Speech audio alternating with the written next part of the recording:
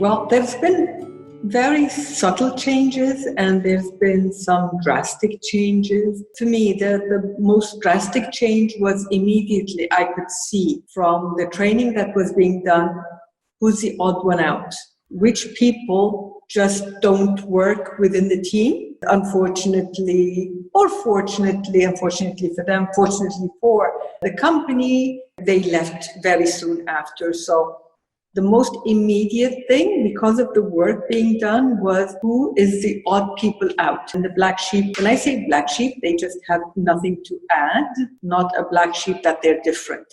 And on a more subtle level, there was more cooperation between the team. Everyone was allowing everyone else to be heard.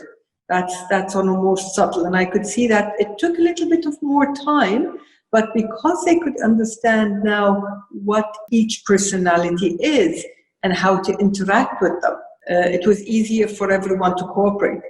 We did the Enneagram. So we have done something similar, but it didn't have the same effect because it was a completely different training. Whereas with this one, immediately we could see that, okay, these groups fit together. These are the odd ones out.